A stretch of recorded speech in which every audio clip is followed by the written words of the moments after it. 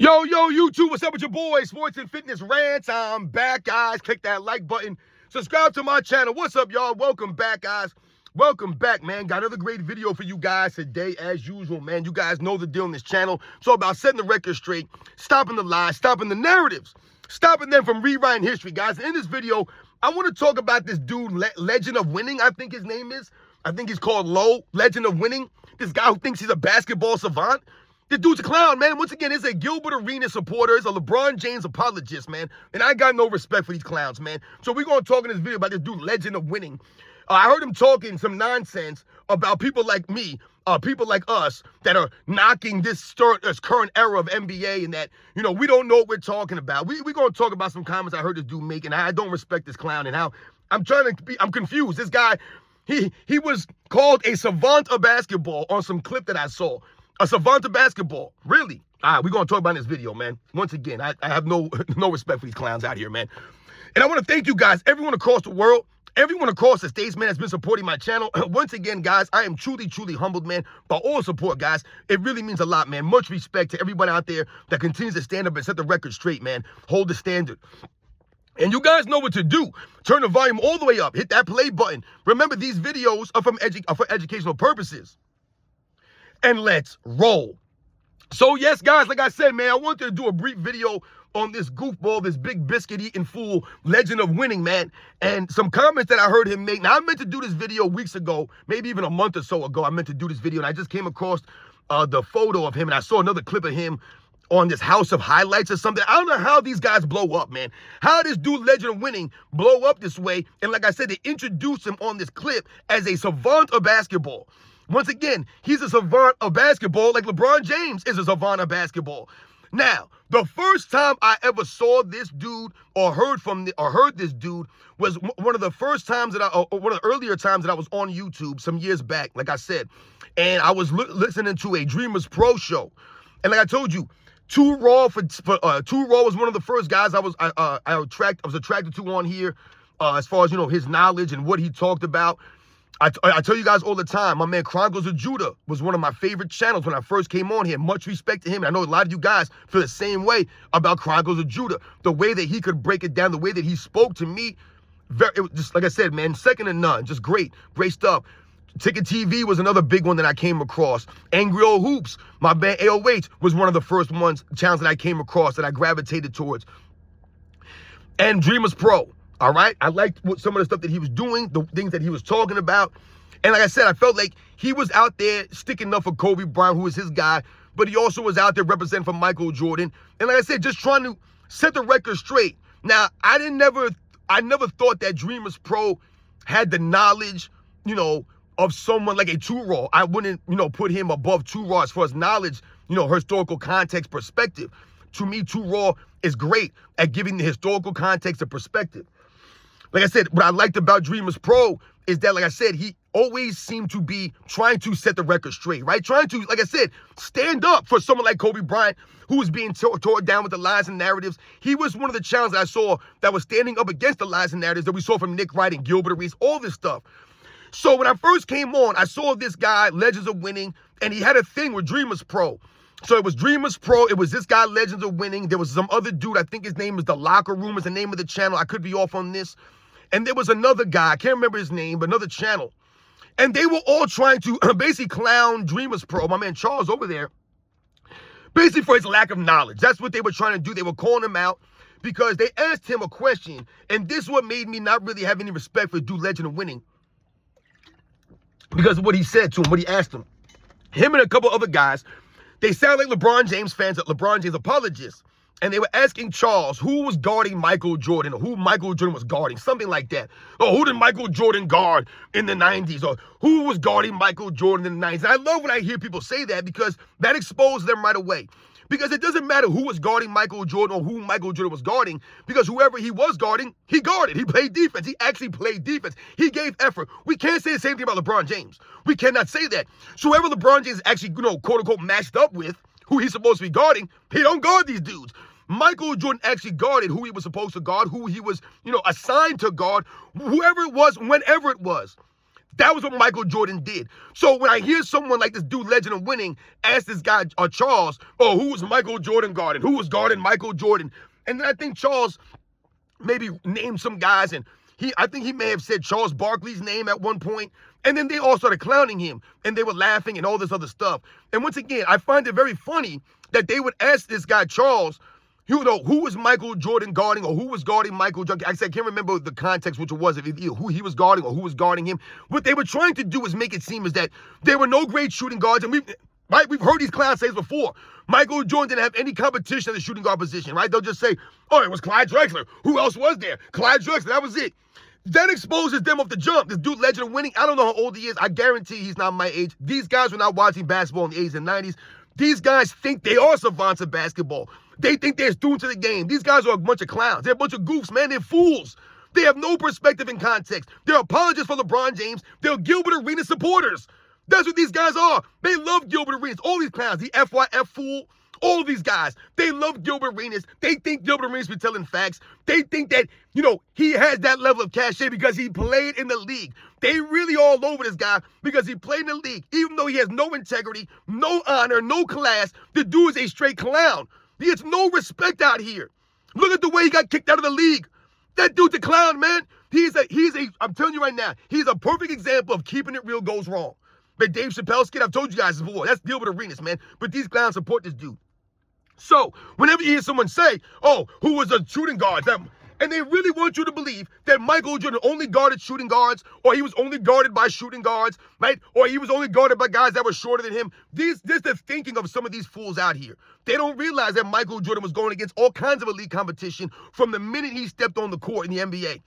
He was going against the Sidney Moncriefs as a rookie, guys. As a rookie, going against Sidney Moncrief, one of the elite wing defenders in the history of the game, and one of the elite guys at that time.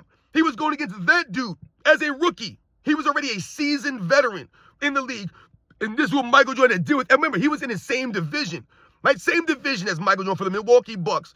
So he won't mention Sidney Moncrief as a guy that Michael Jordan had to contend with, right? They won't ever talk about Dennis Johnson, how Michael Jordan was being guarded and hounded by Dennis Johnson. When they talk about, oh, Michael Jordan was 1-9 without Pippen. Yeah, we know he was being guarded in those series, guys, 1-9. He was being guarded by Sidney Moncrief. What's the other guy's name? Paul Pressey. Like I said, it's crazy, man. I have a brain fart. Dennis Johnson.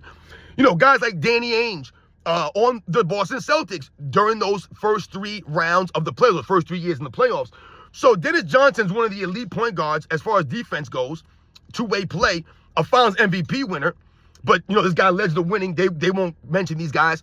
Sidney Moncrief, once again, another elite defender. So this is who Michael Jordan's going against when he's 1-9, going against elite competition. But if we take it a step further, like I said, we talk about Michael Jordan playing later into his career. We're talking about the Joe Dumars of the world, right? Joe Dumars is not a great shooting guard. He's not a great 2 guard. And what would they say? Oh, well, Joe Dumars is only 6'4". He's shorter than Michael Jordan. Yeah, but Joe Dumars, once again, is one of the elite defenders, regardless of his height. Joe Dumars was an elite defender. And let's stop acting like Michael Jordan was 7 feet tall. The man was 6'6", 6'5" without sneakers on. So Joe Dumars had maybe He had maybe an inch or 2 on Joe Dumars. That's nothing significant to that degree. Joe Dumars had great hands, great footwork, great position defender, man.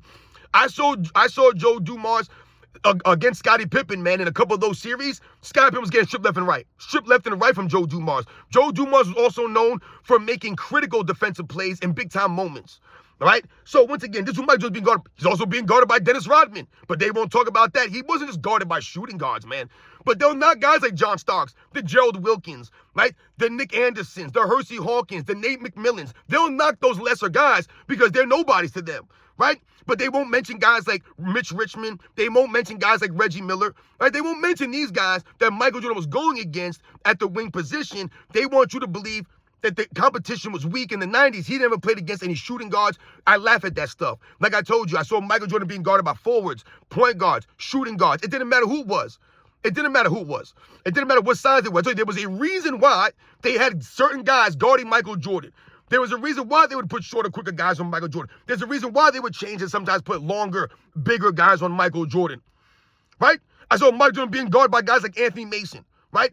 And being guarded by guys like Joe Dumars, right? There's a bunch of different dynamics here. different players. But the guy Legend of Winning will try to clown Charles from Dreamers Pro because he might have, said someone else's name or, said a guy that was not guarding Michael Jordan. But these guys think they know the game.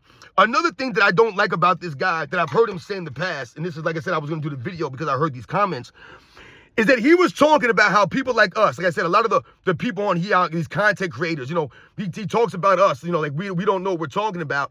And we're just haters on this era of NBA, and that we don't give guys like LeBron James their credit. And then he tried to relate it to other eras in how guys from back in the day used to talk about the 80s and 90s, for example, right? Because they always focus on the 80s and 90s because a lot of us are from the 80s and 90s, the Michael Jordan era. We get all of that. So he'll say, oh man, we could pull up video or audio, or these guys don't remember that back in the 90s, the older guys were trashing those guys. And I laugh at that because that's not true. He's not giving you the full context, the full picture here. When he says something like the old players used to knock the guys in the 90s, right? And he's talking about every era knocked the eras that came after them. That's not accurate. They weren't knocking the eras. What they were knocking was the guys and their toughness. So, for example, you would often hear someone like Will Chamberlain and a lot of the guys from the 60s talk about how physical and tough the game was. So they'll say, oh, the guys in the 90s, they wouldn't be able to handle the physicality of the game in the 60s. So you heard Will Chamberlain say, hey, Michael Jordan's great, man. I love Michael Jordan. But if he comes in that lane in the 60s, we're going to clobber him. We're going to hammer him. And I laugh at that stuff because that's what was happening to Michael Jordan in the 80s and the 90s. He did get clobbered. He did get beat up a lot. Michael Jordan earned it. But at the same time, those guys are right. The game was more physical back in the 60s, back in the 70s, in the 80s. The game was more physical. They started to phase the physicality out in the 90s. Not no physicality, but less physicality to the point where guys are not going to get hurt, right? Because it was dangerous in the 80s. The 80s was almost like a culmination of all the years of frustration building up. There were a lot of fist fights in the 80s, man. A lot of fights in the 80s. Guys were getting thrown around. Guys were getting hit hard. It was cheap shots out there, dirty plays. And that's what the NBA didn't want. But what this guy, Legend of Winning, is forgetting and missing the boat on completely is just because those guys knocked the other eras for being softer, not as tough, that's great because maybe they weren't. I've told you, you can't tell me that the life in the 60s was easier than life in the 80s or easier than life in the 90s. I don't believe that. So yes, those guys were living in a harsher world and a harsher reality. They weren't getting paid the money the guys in the 90s. We get all of that stuff. So that's what those guys talked about. Oh, we didn't get the money of these guys. We didn't get paid like that. We didn't have all these luxuries. The game was tougher. Okay, we get that. That's not the same, though, as what we're talking about now against this era. Not only do we say this era is soft, weaker, but we give examples. So when they talk about the guys in the 90s, oh, the era's not as tough. They're not knocking those guys for flopping, though. Those guys are not flopping to that degree. So you can't turn around and say, oh, these guys are soft. They flop all the time. These guys are load managing. You can't say that about the guys in the 80s and 90s because they didn't load manage. They didn't have to come up with a guideline. They didn't need flopping rules. They didn't need none of that stuff. So the game was not suffering. You see what I'm saying? So you can say, hey, these guys are not as tough today, but you can't say they're not as tough because look at these guys flopping and carrying on. Look at these guys low managing. They can't even show up to work. That wasn't the case. Those guys showed to work. When we talk about these guys today, what are we saying? These guys are floppers. These guys are load managing. They're not showing up to work. So the game is suffering because of it. That's a huge difference, man. There was no one talking about the game suffering in the 80s and the 90s because the game was being lifted up. The game was as high as heights. So Bill Russell, Will Chamberlain, all the great players, Kareem Abdul-Jabbar, the Moses Malones, like I said, the Birds, the Magics, the Dr. J's, all the great players, Oscar Robertson, man, Bob Cousy, Jerry West. I mean, just all the great players from back in the day that came through the NBA's history. There's not one time that you can hear them say and pull up a video or a clip of them saying that the 90s was ruining the game of basketball, that the game was going down. You can't say that because it wasn't true. The game was not suffering. The All-Star game was still East versus West. It was still popular, right? It was still doing its thing. Guys showed up to work. Right? They didn't abuse anything. They made the money, but they went out there and showed that they earned the money, that they deserved the money. They lifted the game up. They pushed the game forward. That's not the case now. That's what we're talking about, you fool Legend of Winning. You don't know what that you're talking about. So they'll say things like that. Oh, the guys from back in the day, they talked about every era. They trashed the 80s and the 90s. They did not trash it. What they would say is that you guys not as tough. And that's great. If you want to think that your era is the toughest era, the better era, and you play in that era, I got no problem with those guys thinking that. But the facts remain. If the guys today that they promote as being bigger, stronger, faster, we don't see that showing up on the court. They promote the guys today as being more skilled. We don't see that on the court, Legend of Winning. We don't see it. I see a lot of calories, a lot of traveling with the basketball. Don't you see that, you fool? I don't remember seeing that in the 60s, the 70s, the 80s, or 90s as much. Now, once again, the rules did become a little bit more less and less. But once again, the 90s to me was a perfect blend, right, of a balance. I was a balance. Now, it's completely out of control. There is no officiating standard anymore. So how are they more skilled when the standard is lowered? That's what we're talking about. That to me is an honest question to ask. How are they more skilled today when the officiating standard has been lowered? How are they bigger, stronger, faster when technically they're shorter, but they're not stronger? These guys are weak as hell. They're flopping around. They're rolling on the floor for minutes like LeBron James. They're load managing with no significant injuries. Guys are not injured. They're just hurt and they don't want to play. You got guys taking mental breaks. It ain't the same, guys. It's not the same. That's why the game is suffering. So what you get now from a lot of the ex-players and from people like us is, damn, the game is crap now. It's going downhill. We need to save the game. We need to get back to the standard. They got an in-season tournament now. They got a play-in tournament now to help what? The competitiveness, the ratings, to get people to watch the game because the players can't get people on the stands? And how can the players get people in the stands when the players are not there, guys? They're load managing. The superstars are load managing.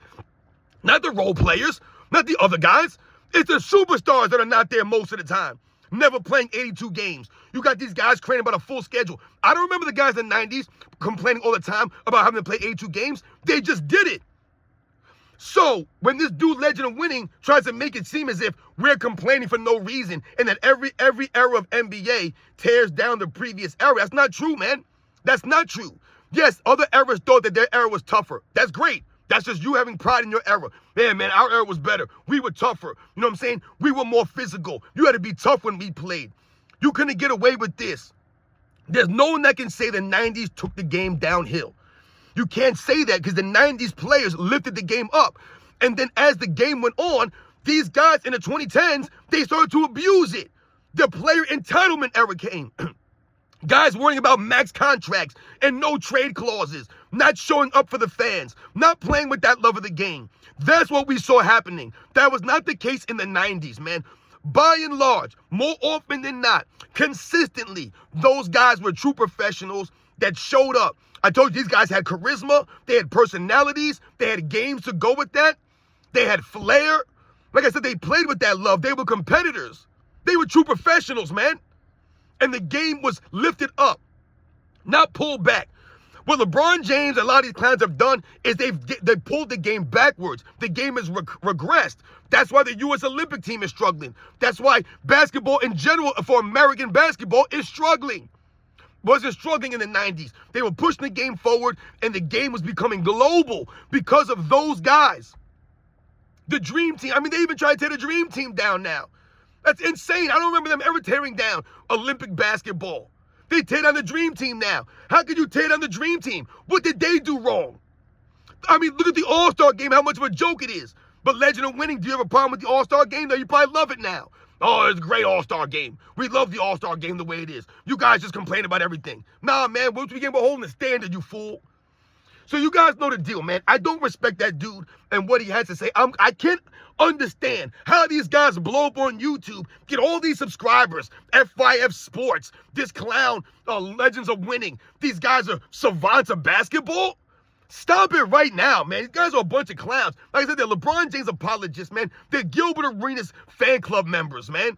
I don't respect these fools, man. And like I said, they over here trying to talk to us like we're the problem with the game. We're the problem. We're not the problem. You fools are the problem because you guys won't hold the standard because you guys don't know and you guys don't give a damn, man. Dude, Legend of Winning. Dude can't even make it up and down the court one time. He out here talking basketball. Dude's the shape of a basketball. And I'm not a kind of dude to make personal attacks or personal jokes on people, but I've heard this dude run his mouth several times in the past, man. So damn that dude. Bump all them clowns, man, that think that they know the game. They know everything. Oh, you guys don't know nothing. You guys are the problem with the game, man, because you guys don't appreciate LeBron James. You don't appreciate these guys. These guys are great. There's nothing wrong with the game. They don't care about a billion three-point shots being chucked up. They don't care that these guys were load managing all over the court and flopping all over the court. They don't care that the league needs an in-season tournament and a play-in tournament. They don't give a damn about the USA basketball team struggling out here with the South Sudan. They don't give a damn about none of that stuff. They're going to keep making jokes, laughing on plumbers and taxi cab drivers. Who did Michael Jordan guard? Who was he guarding? He wasn't guarding anybody. He wasn't being guarded by nobody. He was guarded by short guys. This is what they say, these clowns. But they're savants of basketball. Savant of basketball, but you support LeBron James? Insane. Legend of winning. I'm sure you love LeBron James on the Lakers. You're a Lakers fan? Probably loving LeBron James on the Lakers, right?